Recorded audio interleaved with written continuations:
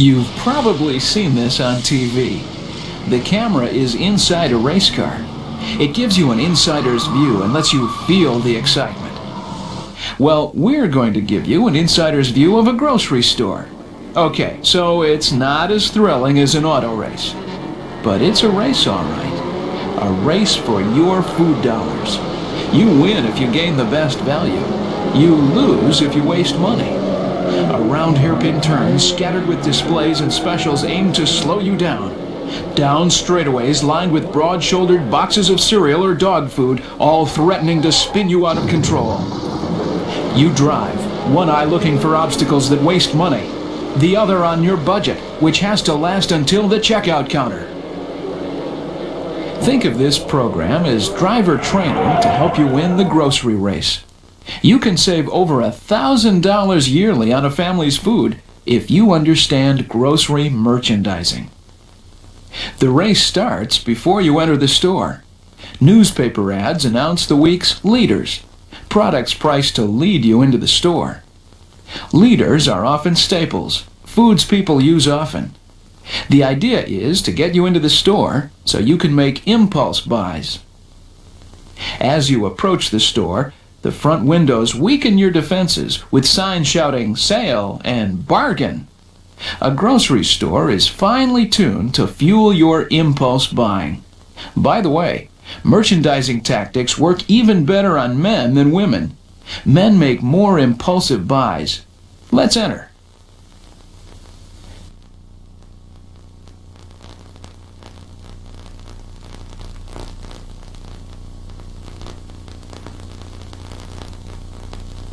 Shopping cart size is a merchandising tactic. Today's are much larger than in the past. Why? Because larger carts tempt you to buy more. A carefully merchandised supermarket leads shoppers to spend 15 to 20% more money than in a plain, less exciting store. Let's tour the track. Many begin with a display of unadvertised bargains, often under $1. The message is low prices and good buys. It's the first attempt to encourage your impulse buying. These are often loss leaders. That means the store might lose a few pennies in the price, but the loss leads you to buy more. Here's a continuity offer. To gain the complete set of dinnerware, you have to shop here every week. That's why these specials are so popular with grocers. They attract repeat customers. And the more often you enter the store, the more you will spend. That's the same reason many supermarkets process film or rent videotapes for next to nothing. Every roll of film or video rental means 2 trips to the store. And once in the store, well, you get the idea. Let's take a lap around the track. Most stores have produce, dairy, meat, and often a bakery and deli around the perimeter. In general, the most profitable departments are found on the outer walls of the store. That's because more customers shop the outer walls than the inner aisles. In the trade, this is called the power of the perimeter. Good merchandising means many shoppers who enter to pick up a few things for dinner tonight leave with a cart full of groceries. This store starts with the deli. A deli draws customers into the store. It takes up only 2 or 3% of the store's floor space, yet accounts for about 4% of sales. Shoppers will stop to pick up a ready-made salad or meat for tonight's meal, and very likely will pick up a few more items from the store. Flowers are almost always an impulse buy. They give the store a cheerful look and help put shoppers in a good mood. That's why they're often near the beginning of the shopping trip. They're also very profitable on a dollars per square foot basis. A bakery is often near the produce. The scent of baked goods is universally appealing. Some stores even pipe the aroma through the ventilation system. It helps create a pleasant environment where shoppers are likely to spend more money. And the bakery draws people for what merchandisers call fill-in shopping. Many stores lead you first to the produce department. Produce first in line adds 1 or 2% to total store sales. The profit margin on fruit and vegetables is nearly double that of dry grocery goods. So it's more profitable for customers to shop produce before they spend too much in less profitable sections. The produce department is a stage, with fruits and vegetables costumed to play leading roles. Appearance counts most. Taste is important, but study after study shows that looks sell. So oranges are treated to be bright orange, and some produce wears a wax coat to protect and shine. Something about a shiny apple or cucumber that says, "Buy me." Elaborate lighting often resembles a theatrical stage, sometimes complete with color-balanced lamps to enhance appearance. Individual items are often prepackaged to avoid the picked-over look. Prepackaging boosts profits and now accounts for over half all produce sold. Potatoes, bananas, and lettuce account for almost a third of all produce sales. These are demand items. People seek them out. So the highest profit impulse buys are carefully placed near these demand foods or next to advertised sale items. Many retailers consider meat the most important department. It typically accounts for 1/4 of total sales. Shoppers who like a store's meat selection will likely be loyal customers. It's often in the back because it has the power to pull shoppers through the store. They seek it out. The basic merchandising technique here is the same as for the rest of the store.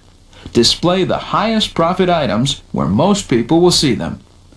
And use sale items to draw attention to higher profit impulse buys. That's why sales exist in any department, to build store traffic and to expose you to the higher profit temptations. Lots of people need milk or eggs. This means the dairy section draws people to it. So it's often in a back corner to pull shoppers through the store. Shelves here, as elsewhere, are stocked by rotation. The oldest foods are placed in the front. So if you're buying milk or perishables you won't use quickly, reach back. Look for a sell-by date on the dairy package. The later the date, the fresher the milk. Frozen food sections are often near the checkout. People don't want foods to melt while they shop. Newer stores use vertical display cases to save energy. They found that these cases increase sales considerably over the older and colder horizontal freezers. The innermost floor space of most stores is the grocery department. Dry groceries, cans, and packages. Groceries take up the most space, yet have the lowest profit margin. In fact, profits in groceries are minimal for many stores. Groceries are often tagged with coupons and sales to build shopper traffic. Many grocers give in-store coupons as soon as you enter, right up there by the shopping carts. To find the items on sale, you have to wander through the aisles. The more you travel the store, the more you buy. So 20 cents off a jar of applesauce here can mean a $1.49 impulse buy somewhere else. A rule in food merchandising is to move the shopper past as many facings as possible. A facing is a single width of the product on one shelf. Shown here are 3 facings of Skippy and 3 facings of Centrella brand peanut butter. The number of facings controls sales. The more sales. Large corporations fight to control the facings in their category. That's one reason cereal boxes are oversized. Their wide shoulders can elbow out the competition. Cereal boxes are shaped to take up shelf space. The battle for shelf control explains the overwhelming variety of flavors or brands. Consumers don't demand 250 brands of cereal, but the multitude of brands help large food producers control the available space. The shelves of your friendly grocery store look bright and colorful, but they are a battlefield where every square foot is worth a fight, and every % increase in sales can be worth millions. But large grocery chains have their own say in who controls shelf space. Many now charge food makers a fee called a slotting allowance for the privilege of renting space on a supermarket shelf. Well-stocked inner aisles encourage impulse buys. Shoppers pick more foods from eye level, so that's where grocers place the most profitable items. Less profitable food goes to lower shelves. This is called layered merchandising. One study moved large jars of applesauce from floor level to eye level. Sales increased by 500%. Moving products down cut sales. 2/3 of grocery purchases are unplanned. That's one reason these colorful tags called shelf talkers boost sales.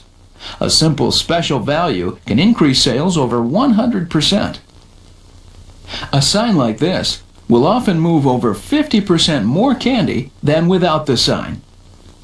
The word new can increase sales over 40% based on real in-store studies. Most stores use simple hand-painted signs. Within an aisle, high-profit impulse items sell better when placed between fast-moving demand items. Foods with the strongest drawing power are placed center aisle, so they draw shoppers past higher profit choices. Merchandisers even use the phrase bounce pattern to describe how demand items placed on both sides of an aisle can bounce shoppers down the aisle. Grocers do not make a high profit on every item. 20% is a typical markup. In other words, each dollar of merchandise costs the retailer 80 cents. There's a saying in the grocery business, better a fast nickel than a slow dime. There is little overall difference in prices among full-service supermarkets. Stores use what they call variable pricing or mixed margin pricing. That means the mix of sale and non-sale items changes, yet the average profit margin remains steady. Stores advertise the discounts to give the impression of overall bargain prices. Over half the prices in supermarkets end in the number 9, 89 cents or 139. Retailers believe if they say 89, many customers think of 80 instead of 90.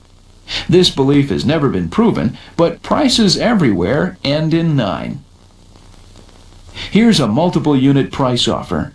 That means pricing like 2 for 99 cents or 5 for $2. Studies show a change to multiple unit pricing increases sales 25% or more, even though the price remains constant. So an offer of 3 for $1 will move more merchandise than a price of 33 cents each. Why do food manufacturers issue over 130 billion coupons each year? The main reason is to encourage shoppers to try a new product. But there are other, less obvious reasons. To illustrate, imagine a food executive talking to his marketing director. It might sound like this. Hi, Bob. Hey, that new green slime Fun Flake cereal went over like a lead balloon. I guess parents just don't like the idea of their children eating something called green slime. Well, look, I've got a warehouse full of this stuff and we've got to move it out. Work up an in-store coupon offer so we can clear our inventory.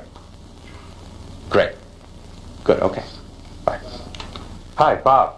Say, our sales figures show that green slime stuff is going pretty good. Only people are buying the smaller sizes instead of the bigger family size one.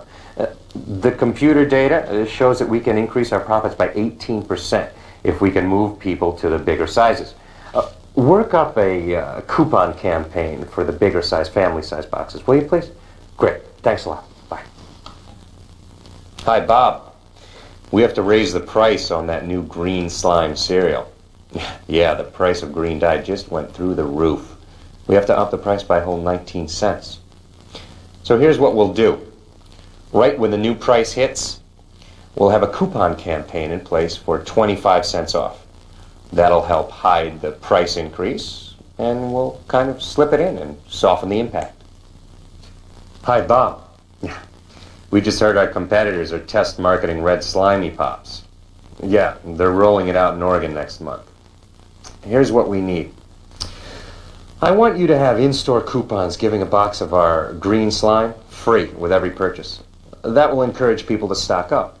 And once they've got a couple boxes of our cereal at home, they're out of the market. We just sort of pull the rug out from under the competition. Yes, some coupons can save money, but many or most are for high-priced convenience foods you might not otherwise buy. Special displays, often at the ends of aisles, keep getting in the way. That's how they work, by grabbing your attention like a pushy salesman. Shoppers who believe a special display means a special price will lose the grocery race. A clever display can increase sales by over 50% without any price reduction. A towering display says low prices, but the price is often not reduced 1 penny. This is called a tumble or dump display. It gives the impression of a clearance sale, of a desperate attempt to sell the food at any price. But often the price is no sale at all. The display is a clever merchandising device. This display method is called a cut carton display. It's easy to construct and quite effective. Special displays are located away from the usual product display, so you can't compare prices or brands. That's another reason they work so well.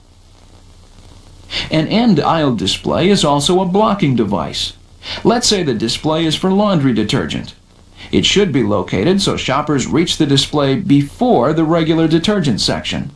If they take from the display, they won't shop the regular section. The display blocks them from shopping the competition. Special displays are often items with a nice profit. Unlike sale prices, they help increase profit margins. A tie-in is a special display that groups two items. For example, strawberries and shortcakes. If the strawberries are on sale, the shortcakes will most likely be full price. Salad dressing in the produce department is a natural tie-in. Is there one best tactic to win the race? Probably a knowledge of unit pricing. Some states require it. In most stores, it's optional. Unit pricing allows you to compare prices across different brands and different sizes. Here's a typical unit pricing label for steak sauce. The bottle price is $1.69. In small print at the lower right, the label reveals the price as 33.8 cents per ounce. Unit pricing helps comparison shopping. Consider these two rolls of paper towels. Let's assume they are of equal quality. Brand A is 87 cents and brand B is $1.07. Which gives you the most paper for your dollar? Let's give them the ultimate test. You couldn't do this in your local supermarket, so how can you pick the best buy? That old friend, unit pricing. Use it. The unit price shows brand A is 2.4 cents a square foot, while brand B is only 1.5 cents per square foot. Unit pricing shows you that larger sizes are usually, but not always, the most economical. The small size of macaroni and cheese is 6 cents an ounce. The family size box sells for nearly 7 cents an ounce. If you know unit prices, you can spot otherwise hidden price increases. One subtle way to increase prices is to put less food in the same size package. Often all the major brands reduce package sizes at nearly the same time. For example, once upon a time, coffee tins were either 1 or 2 pounds. Today, the size is nearly the same, but the weights are less. These cans are identical in size. One holds 13 ounces, one 12, and the third only 11.5 ounces. In other words, one contains 13% more coffee than the other. Only unit pricing and label reading reveal the difference. Food makers often adjust the amount of food in a package instead of changing the price. Without unit pricing, you can be fooled. For example, look at these jars of applesauce. They look the same size. If anything, the jar on the left could be a bit larger. But the labels show the brand on the right contains 25 ounces. The one on the left, 23 ounces. Look for the content of the package in ounces. It's required by law. Size alone can mislead. Which of these 3 cracker boxes contains the most? They are all identical in depth. If you read weights, you learn the Better Cheddar's is 7 ounces, Sports Snacks is 9 ounces, and Triscuit Bits is 11 ounces. If you read unit prices, you learn that Triscuit Bits and sports snacks are 20 cents an ounce, while the better cheddars are 30 cents an ounce. The packages themselves are sales devices. Graphics and shape are carefully designed to grab your attention. On average, 1/3 of your food dollar pays for packaging. But up to 1/4 of the time, you pay more for the package than for the raw ingredients. That can be true for breakfast cereals, soft drinks, frozen foods, and soups, just to name a few. Many supermarkets feature 2 or 3 levels of brands: national brands, store brands, and generic or non-branded products. Store brands, and sometimes generics, are often identical to nationally advertised foods. There is little or no visual difference among these peanuts, for example. Store brands typically sell for less than national brands. Learn which local brands are of high quality. They can be real values. Even though they sell for less, the store makes a higher profit than with the national brands. The third level of branding is generic. Some generics are top quality, others marginally less. Dollar savings can be considerable, but don't assume all generic prices are the lowest. Some can be higher than a name or store brand on sale. Isn't the store competing with itself by selling generics for lower prices? No. Many shoppers buy a few generics to justify splurging on higher profit brand names elsewhere. Finally, we arrive at the finish line of the grocery race. Grocers call it the front end. Scanners hooked to computers can collect impressive data on your buying habits. Merchandising in the future will aim more at specific target groups than at shoppers in general. This detailed data, once tied to your name through a credit card, can give stores a complete history of your shopping habits. A typical supermarket will take in over $5 million yearly. Your part of that money should represent value. You should win the supermarket race. If you understand how food is merchandised, you will make better choices.